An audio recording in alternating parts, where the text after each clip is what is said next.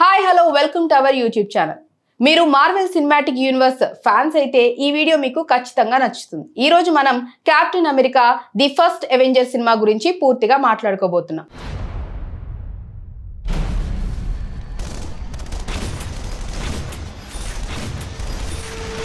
ఈ cinema Marvel cinematic universe లో మొదటి కెప్టెన్ అమెరికా స్టోరీ మరియు ఇది 2011లో రిలీజ్ అయింది. సో ఈ సినిమా కథ, క్యారెక్టర్స్ మరియు ముఖ్యమైన సీన్స్ గురించి ఒక్కొక్కటిగా ఇప్పుడు చూద్దాం. మొదట ఈ సినిమా సెట్టింగ్ గురించి మాట్లాడుకుందాం. Captain America the First Avenger story 1940ల నాటి రెండవ ప్రపంచ యుద్ధం సమయంలో జరుగుతుంది. ఈ సినిమా మనకు స్టీవ్ రోజర్స్ అనే సామాన్య వ్యక్తి ఎలా కెప్టెన్ అమెరికాగా మారాడు అనే కథను చెబుతుంది. ఇది ఒక సూపర్ హీరో ఆరిజిన్ స్టోరీ, అంటే ఒక సాధారణ మనిషి ఎలా అసాధారణ హీరోగా మారాడు అని చూపిస్తుంది. సినిమా మొదలవుతుంది 1942లో అమెరికాలో. స్టీవ్ రోజర్స్ అనే ఒక బలహీనమైన ఆరోగ్య సమస్యలతో ఉన్న యువకుడిని మనం చూస్తాం. స్టీవ్ కి ఆర్మీలో చేరాలని చాలా ఆసక్తి ఉంటుంది, ఎందుకంటే అతను దేశం కోసం పోరాడాలని కోరుకుంటాడు. కానీ అతని బలహీనమైన శరీరం వల్ల అతన్ని ఆర్మీలోకి తీసుకోవటానికి నిరాకరిస్తారు. అయినా స్టీవ్ ఎప్పుడూ నిరాశపడలేదు. అతని ధైర్యం మరియు గుండెనీతి చూసి డాక్టర్ అబ్రహం అనే సైంటిస్ట్ అతన్ని ఒక సీక్రెట్ ప్రాజెక్ట్ లోకి ఎంపిక చేస్తాడు.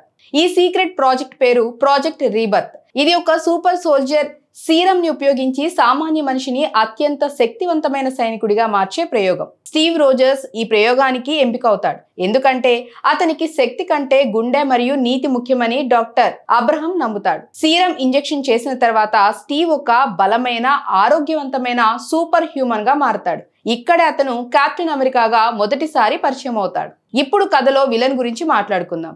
రెడ్ స్కల్ లేదా జోహన్ ఈ సినిమాలో ప్రధాన విరోధి. అతను హైడ్రా అనే ఒక సీక్రెట్ సంస్థ నాయకుడు. హైడ్రా నాజీలతో కలిసి పనిచేస్తుంది, కానీ రెడ్ స్కల్ కి తన సొంత ఎజెండా ఉంది. అతను టెసెరాక్ట్ అనే ఒక శక్తివంతమైన ఆర్టిఫాక్ట్ ని ఉపయోగించి ప్రపంచాన్ని ఆక్రమించాలని ప్లాన్ చేస్తాడు. ఈ టెసెరాక్ట్ మనం తర్వాత మార్వెల్ సినిమాల్లో ఇన్ఫినిటీ స్టోన్ గా చూస్తాం. సూపర్ సోల్జర్ గా మారిన తర్వాత స్టీవ్ మొదట ఆర్మీ కోసం ప్రచారంలో ఉపయోగపడతాడు. అతను ఒక స్టేజ్ షోలో కెప్టెన్ అమెరికాగా నటిస్తాడు. యుద్ధ బ్యాండ్లు అమ్మటానికి సహాయం చేస్తాడు, కానీ అతను నిజమైన హీరోగా పోరాడాలని కోరుకుంటాడు. అతని best friend Bucky Barnes Hydra చేతిలో బందీగా ఉన్నప్పుడు స్టీవ్ తన ధైర్యాన్ని చూపిస్తాడు. అతను ఒంటరిగా హైడ్రా బేస్ లోకి వెళ్లి బకీని మరియు ఇతర ఖైదీలను రక్షిస్తాడు. ఇక్కడి నుంచి స్టీవ్ నిజమైన కెప్టెన్ అమెరికాగా హైడ్రాతో పోరాటం మొదలు పెడతాడు. స్టీవ్ రోజర్స్ సీరం ఇంజెక్షన్ చేసుకుని సూపర్ సోల్జర్ గా మారే సీన్ ఈ సినిమాలో అతి ముఖ్యమైనది. ఇది అతని జీవితంలో ఒక టర్నింగ్ పాయింట్ అని చెప్పాలి. స్టీవ్ తన ఫ్రెండ్ బకీని రక్షించడానికి హైడ్రా బేస్ లోకి వెళ్లే సీన్ అతని ధైర్యాన్ని మరియు నీతిని చూపిస్తుంది. రెడ్ స్కల్ టెసెరాక్ట్ తో ప్రపంచాన్ని ఆక్రమించాలని ప్లాన్ చేస్తాడు, మరియు స్టీవ్ అతన్ని ఆపటానికి చివరి ఫైట్ చేస్తాడు.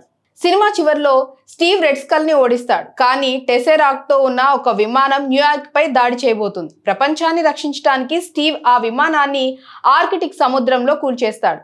అతన్ని తాను త్యాగం చేస్తాడు. అతను దాదాపు 70 సంవత్సరాలు మంచులో చిక్కుకుంటాడు, మరియు సినిమా చివరిలో అతను ప్రస్తుత కాలంలో మేల్కొంటాడు. షీల్డ్ అనే సంస్థ వాళ్ళు అతన్ని కనుగొన్న తర్వాత. Captain America the First Avenger ఒక అద్భుతమైన సూపర్ హీరో ఆరిజిన్ స్టోరీ. ఇది ధైర్యం, త్యాగం మరియు నీతి గురించి చెప్తుంది. స్టీవ్ రోజర్స్ ఒక సామాన్య వ్యక్తి నుండి హీరోగా మారే జర్నీ చాలా ఇన్స్పైరింగ్ గా ఉంటుంది. యాక్షన్, ఎమోషన్ మరియు హిస్టారికల్ బ్యాక్ డ్రాప్ ఈ సినిమాని చాలా స్పెషల్ గా చేస్తాయి.